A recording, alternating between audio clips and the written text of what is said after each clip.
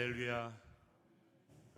명절 연휴라 얼마나 오실지 걱정이 좀 됐고요. 비까지 오는 바람에 이제 더 어렵겠다 싶었는데 그래도 함께 하신 분들 계셔서 감사하다 싶습니다.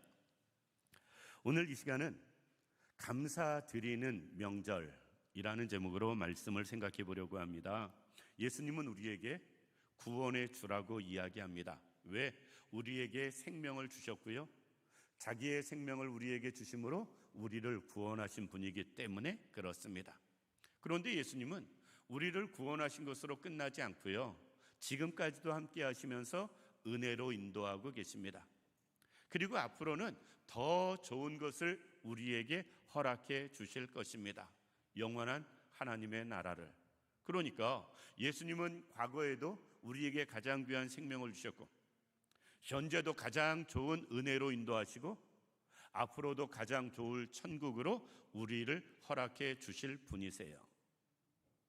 우리가 주님이 예비하신 영원한 하나님의 나라 천국 가는 그 시간까지 끝까지 주님만 바라볼 수 있는 우리들 되기를 원하고요, 그 주님이 원하시는 삶을 또 살아갈 수 있는 우리들 되기를 원합니다. 하나님은 또는 예수님은 우리가 어떻게 살기를 원하실까? 여러 가지 생각해 볼 게 많이 있습니다만, 오늘은 하나님은 우리가 감사하며 살기를 원하세요. 다른 무엇보다도 감사하며 살기를 원하십니다. 그래서 범사에 감사하라 말씀을 하십니다. 우리는 추석 때가 마음이 제일 여유로워지는 것 같고 넉넉해지는 것 같고 환경적으로도 가장 좋은 때가 추석이 아닌가 싶습니다. 추석을 우리는 한가위라고 이야기하는데, 옛날 어른들은 이렇게 말씀하셨습니다. 더도 말고 덜도 말고 한가위만 같아라. 그것은 무슨 말일까? 정말 어렵고 힘든 시절에도 한가위 때는 그래도 조금 여유가 있었다. 먹는 것도 여유가 있었고 계절적으로도 덥지도 춥지도 않은 상황이고, 그리고 1년 중에 가장 풍성할 때가 한가위 때였기 때문에 그런 말씀을 하신 것으로 생각합니다. 우리가 가장 좋을 때에도 만약에 감사하지 못한다면 어렵고 힘들 때 감사는 더더욱 못하겠지요. 추석 명절이 가장 우리의 삶 가운데 여태까지 역사적으로 놓고 볼 때 가장 풍성하고 행복한 때였었다면, 우리는 이때가 더 감사하며 살아가야 할 때라고 생각이 되어집니다. 이 자리에 있는 우리 모든 성도님들, 명절 맞이해서 다른 거 조금 내려놓고 감사를 회복할 수 있는 우리들 되기를 원합니다. 그래서 오늘은 말씀을 통해서 누구에게 감사해야 할 것인가, 그 부분에 대해서 생각해 보면서 은혜를 나누고자 합니다. 첫 번째, 우리 하나님 아버지께 감사하는 우리들 되기를 원합니다. 오늘 본문 말씀 이렇게 말씀합니다. 감사로 제사를 드리는 자가. 하나님 앞에 나와서 우리가 예배를 드립니다. 예배를 드릴 때 어떻게 예배를 드려야 되느냐? 감사함으로 드려야 됩니다. 시편 50편 14절에도 이렇게 말씀합니다. 감사로 하나님께 제사를 드리며 라고 말씀하고 있어요. 하나님 앞에 제사, 예배는 누가 드리느냐? 감사하는 사람이 드리는 거예요. 하나님 앞에 감사할 때 예배에 더더욱 집중하게 되어지는 모습을 볼 수가 있습니다. 우리는 자연 환경을 통해서 정말 높은 산에 가거나 아니면 울창한 숲에 가거나 여러 가지 광활한 사막에 간다 할지라도 거기서 하나님의 창조 솜씨를 느낄 때가 있습니다.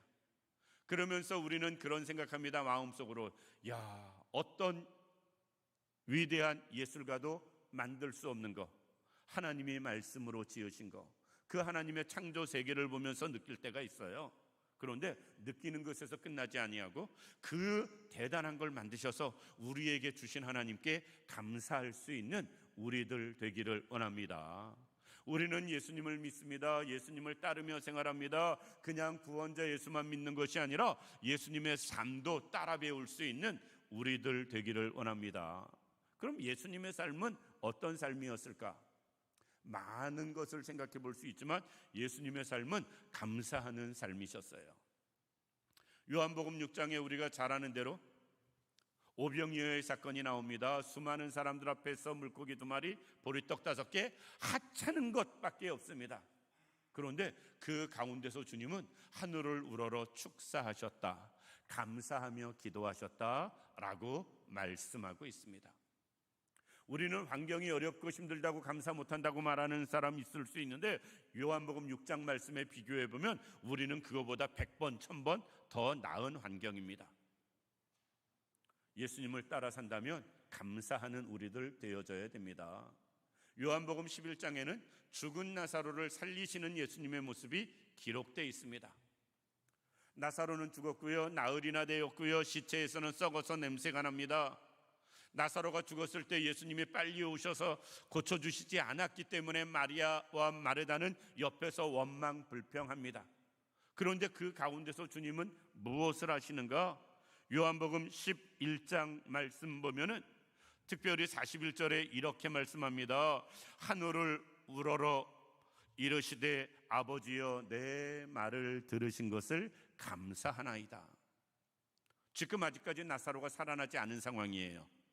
그런데 나사로 살리기 이전에 예수님이 먼저 하신 것은 하나님 앞에 감사하며 기도하는 거였습니다. 그리고 나서 나사로야 나오너라 말씀하십니다. 냄새는 나지, 사람들은 원망불평하지, 우리 같으면 짜증났을 것 같습니다. 그런데 그 가운데서도 주님은 감사하는 모습을 보게 됩니다. 늘 감사하며 생활하시던 주님은 우리에게 감사하며 살 것을 요구하고 계세요. 누가복음 17장 말씀 보면 10명의 나병 환자를 고쳐주는 모습을 볼 수 있습니다. 한 명은 주께로 돌아와서 자기의 나은 것에 대해서 감사합니다. 9명은 제 갈 길 가버립니다. 그때 주님이 말씀하세요. 나머지 9은 어디 있느냐? 10명이 다 고침받지 않았느냐? 라고 말씀하시면서 감사하지 않는 사람에 대한 서운함, 안타까움, 그것을 표현하는 모습을 볼 수 있고요. 감사한 그 한 명에게는 더 큰 은혜를 허락해 주시는 모습도 볼 수가 있습니다. 주님은 감사하며 사셨고 우리도 감사하며 살기를 원하시는 모습 볼 수가 있습니다. 우리가 늘 하나님 앞에 감사함으로 예배하는 우리들 되기를 원합니다. 명절 허락해 주신 것, 그것도 감사하고 이 명절 통해서 가족들 모이는 것도 하나님 앞에 감사하고 그리고 가족들 모여서 하나님 앞에 예배드리며 생활하는 것, 그것 또한 감사하며 살아갈 수 있는 우리들 되기를 원합니다. 왜? 하나님께서는 창조주 하나님, 전능하신 하나님, 앞으로도 우리를 인도해 가실 하나님이기 때문에 그렇습니다. 두 번째, 명절을 맞이해서 우린 부모님에게도 감사드리며 지내는 명절 되기를 원합니다. 사실 많은 분들이 고향을 또는 부모님이 있는 또는 형제들, 친인척이 있는 곳으로 가셨습니다. 가서 만나는 것으로 끝나지 않길 원하고요. 특별히 부모님께 감사할 수 있는 그런 우리들 되기를 원합니다. 이렇게 말씀드리면 부모님이 다 떠나셔서 감사하고 싶어도 효도하고 싶어도 할 수 없는 분들이 많이 계십니다. 이 자리에 연세들이. 그런데 아직까지 기회에 있는 분들은 특별히 감사하며 살아갈 수 있는 우리들 되기를 원합니다. 굳이 성경을 우리가 인용하지 않아도 인간의 가장 기본적인 도리가 부모님께 효도하는 거예요. 하나님의 명령 더더욱 더 그렇습니다. 그런데 우리는 그게 잘 안 돼요. 그런데 가끔 효도하는 사람들이 있대요. 글을 읽었는데 지난 주간에 이런 글이었습니다. 누가 효도할까요? 어느 사람이 효도할까요? 자식이 징글징글하게 속삭이는 사람이 부모님께 효도한대요. 내 자식이 나한테 징글징글하게 속삭일 때 깨닫는 게 뭐냐면 우리 부모님도 이 속 썩어가면 나를 키웠겠지. 자식이 사고치고 말썽 부리고 여러 가지 아주 부모님을 힘들게 할 때 우리 부모님도 이 고생하면서 나를 키웠겠지. 자식들이 속을 새기면 부모님께 효도한답니다. 그런데 그러기 전에 효도하시기 바랍니다. 내 자식이 나에게 속을 새기고 힘들게 해서 그때 깨닫고 효도하지 마시고, 그러기 전에 미리미리 부모님께 감사하며 효도할 수 있는 우리들 되기를 원합니다. 그래야 우리가 하나님 앞에서도 은혜를 경험할 수 있고요, 이 땅에서도 복을 받을 수 있습니다. 이스라엘 민족은, 이스라엘 사람들은 지금 이스라엘 나라 영토 안에 사는 사람과 전 세계적으로 흩어져 있는 사람 수가 큰 차이가 나질 않아요. 왜? 워낙 흩어진 이스라엘 유대 민족이 많기 때문에. 우리나라도 외국에 나가서 사는 사람이 400만 명이 넘는다고 합니다, 지금 현재. 그러니까 거의 10% 가까이, 조금 더 이제 지나면 10% 정도는 외국 나가서 살게 되지 않을까 싶습니다. 그럼에도 불구하고 이스라엘은 영토 안에 사는 사람이든 세계에 흩어진 사람이든 다 합쳐봤자 우리나라 남한의 3분의 1도 안 돼요, 인구가. 우리나라 남한의 3분의 1도 안 되는 그 작은 나라가 세계적으로 저렇게 큰 힘을 발휘할 수 있는 비결이 무엇일까? 여러 가지 이유를 생각할 수 있습니다만 가장 큰 이유 중에 하나는 그들은 어른들을 공경하는 민족이에요. 나이 먹은 어른들은 내 부모가 됐든 아니든 상관없이 연장자를 존경하는 문화가 있습니다. 그들의 경험을 귀하게 여기고 그들이 알고 있는 지식을 귀하게 여기고, 그로 인하여서 그들의 경험을 배우고 그들의 지식을 전수받으면서 어른들을 귀하게 여기는 나라가 이스라엘입니다. 그러니까 그 나라가 작은 나라라도 힘 있는 민족 되어질 수 있고요, 저렇게 세계에서 별 볼 일 없는 나라고 별 볼 일 없는 위치의 작은 땅인데, 우리나라 경상도만 밖에 안 하거든요, 국토 전체가. 그러니까 정말 별 볼 일 없죠. 우리나라도 지도에서 찾으려면 힘든데, 그럼에도 불구하고 그 나라가 그렇게 힘 있는 나라 되어진 것, 어른들을 공경하는 문화가 있기 때문에 그렇습니다. 우리도 부모님께 늘 효도하며 감사하는 일에 힘쓸 수 있는 우리들 되기를 원합니다. 세 번째, 가족들에게도 감사하시기 바랍니다. 부모님은 자식에게 감사할 수 있기를 원하고요, 자식은 부모님께 감사하는 것 당연하고요, 형제들끼리도 서로가 감사하며 살 수 있기를 원합니다. 자매들끼리도 그렇고요, 그리고 친인척 간에서도 마찬가지입니다. 우리는 모두에게, 서로가 서로에게 감사하는 명절 되어져야 됩니다. 간혹 뉴스를 보면 명절 끝나고 대판 싸운 뉴스가 간혹 나옵니다. 그리고 통계적으로도 명절 끝나면 이혼율이 높아진다고 합니다. 부부간의 문제가 아니고요, 다른 식구들과 간의 관계가 얽히고 설켜서 부부 사이가 깨지는 경우도 볼 수가 있습니다. 그건 명절 지내고 나서 얼마나 비극적이겠어요. 따라서 부모님께만 효도하는 명절이 아니라 형제자매 간에, 친인척 간에 모두에게 감사하며 지내는 명절 될 수 있길 원합니다. 사람 사이에 서운함이 왜 없겠어요? 혹 서운함이 있어도 서운한 것을 나타내는 것이 아니라, 서운함만 있는 게 아니라 형제 간에는, 친인척 간에는, 자매 간에는 반드시 고마운 것들도 있거든요. 그 고마움을, 감사함을, 그것을 표현하며 살아갈 수 있는, 그러면서 지낼 수 있는 명절 되기를 원합니다. 그래야 그것이 진정으로 부모님을 기쁘게 하는 것이고 부모님께 효도하는 일도 되어지는 것입니다. 우리가 꼭 그럴 수 있기를 원합니다. 마지막으로 이웃에게도 감사하며 지내는 명절 되길 원합니다. 그런데 저는 특별히 말씀을 준비하면서 교회 안의 식구들에게, 서로가 서로에게 감사하는 명절 되었으면 좋겠습니다.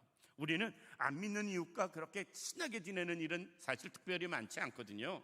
오히려 믿는 자들 안에서, 교회 안에서 교회 식구들끼리 더 가까이 지내는 경우가 많이 있습니다. 그런데 가깝게 지내는 것까지는 좋은데 감사를 잃어버려요. 제가 볼 때 그렇습니다. 예를 들어서 1년 52주 성가대가 찬양을 합니다. 우리는 예배 시간 맞춰 오기도 힘든데 1시간 이상 먼저 와가지고 준비하고 찬양을 합니다. 예배 끝나고 남아서 또 연습합니다. 그러면서 찬양을 하는데 그냥 우리는 너무나 당연히 마땅한 것, 당연한 것으로 봤습니다.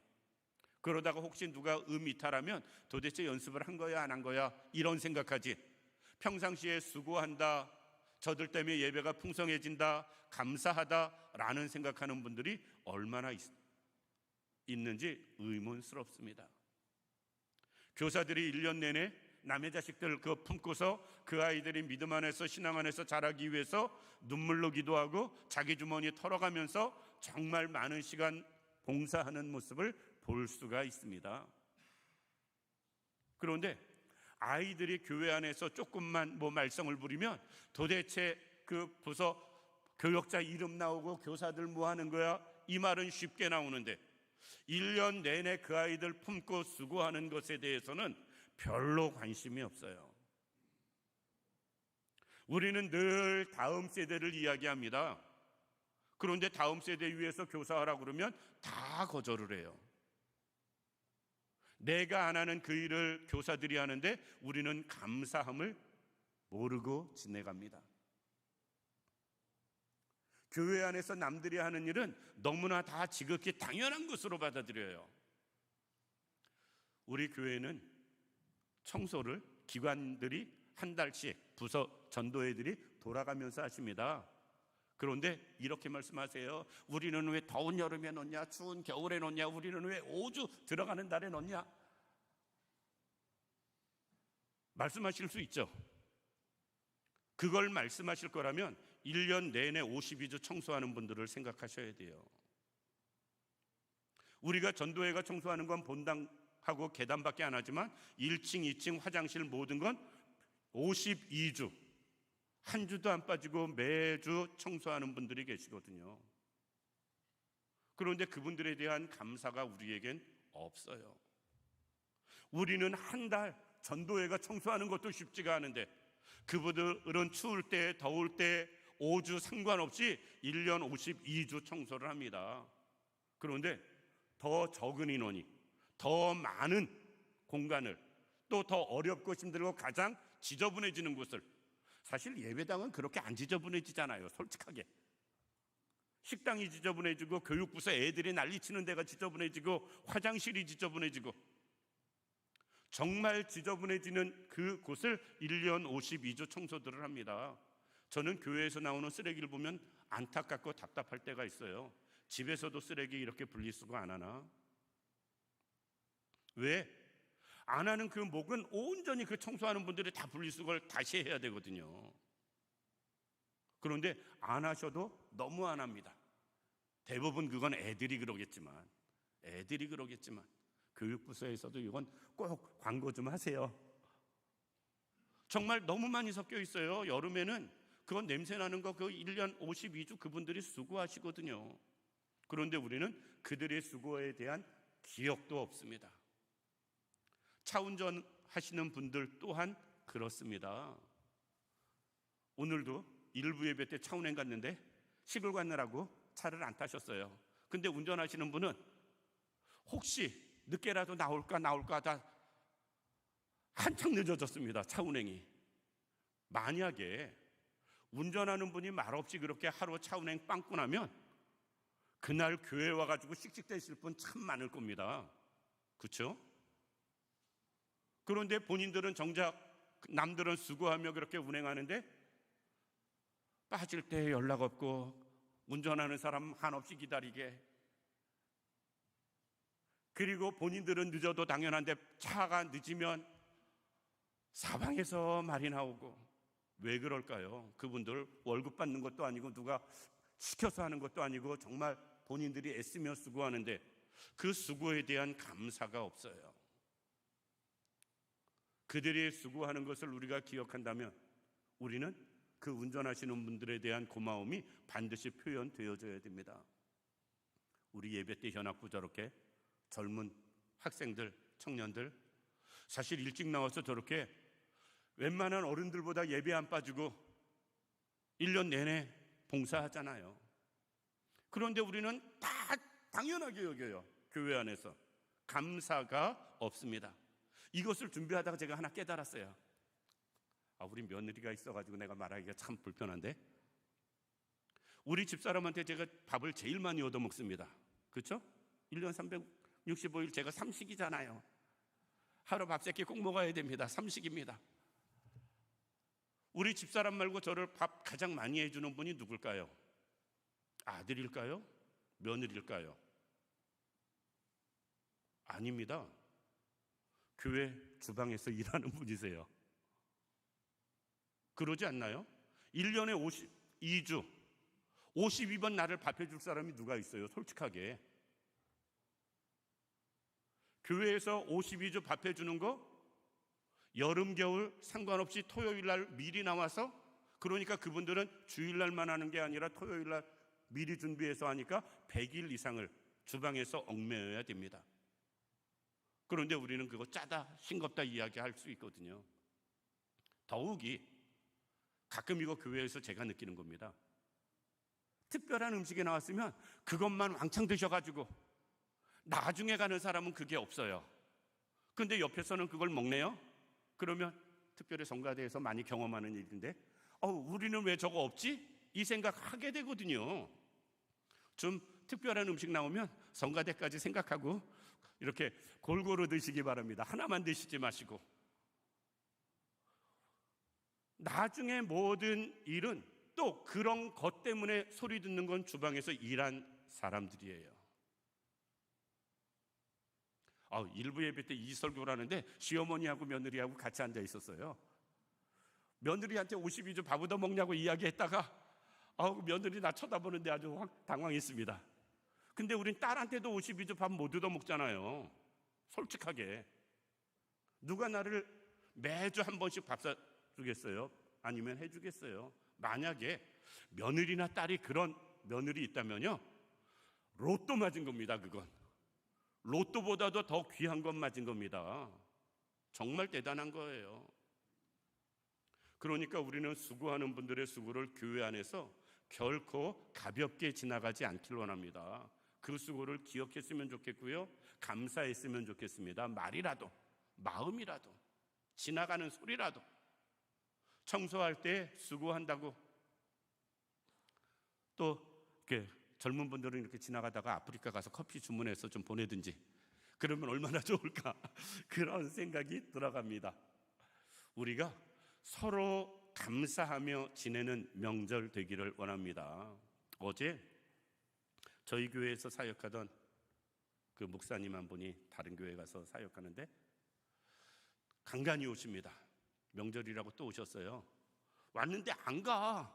토요일인데 2시에 왔는데 7시까지 있었어요. 야, 안 가냐 내가. 그랬더니 목사님 저는 내일 설교 안 합니다. 너는 안 해도 속으로 나는 하잖아. 그래서 왜 안 하는데? 그랬더니 이렇게 이야기를 해요.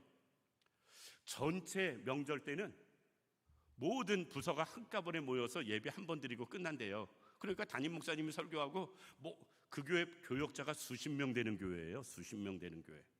이름 되면 알만한 교회. 수십 명 되는 교회니 얼마나 교인이 많겠어요. 근데 한 번 드리고 만답니다. 나만 부교역자들 고생시키나? 내년부터 나도 그래야 되나? 아주 신중하게 어제 고민을 해봤습니다. 그러면 주방에서 최소한 명절 때만이라도 저 고생 안 할 텐데 하는 생각도 해봤습니다. 어차피 명절 때는 또 가족끼리 나가서 많이들 드시거든요. 몇 명이 드실지도 몰라서 양을 늘 고민합니다. 이럴 땐 더더욱 더. 너무 많이 남아도 안 되고 드시다가 모자라도 안 되니까 고민을 참 많이 하거든요. 그래서 명절 때는 우리도 이렇게 겹치면 한꺼번에 예배드리고 식사는 가족끼리 나가서 이래야 될까 하는 생각도 해봤습니다.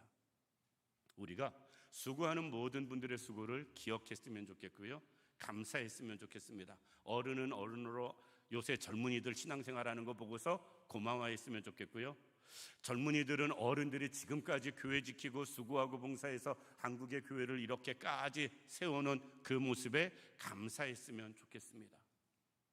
그런 명절 되어지면 이 명절이 더 풍성해질 것 같습니다. 말씀을 마칩니다. 하나님이 가장 원하시는 것, 그것은 감사하는 것입니다. 하나님 앞에 부모님 앞에, 형제들 간에, 이웃에게 우리는 감사하며 살아갈 수 있길 원합니다. 왜 감사를 원하시는가? 감사하는 자에게 더 풍성한 것을 주시기 위함입니다. 감사하는 자에게 더 많은 은혜를 주시기 위함이다. 그런데 문제는 감사가 생각처럼 쉽지가 않습니다.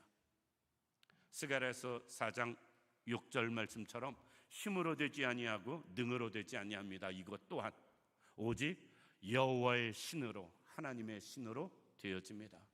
성령 능력 안에서 모두에게 감사하며 살아갈 수 있는 그런 우리들, 그런 명절 되기를 주님의 이름으로 축원합니다.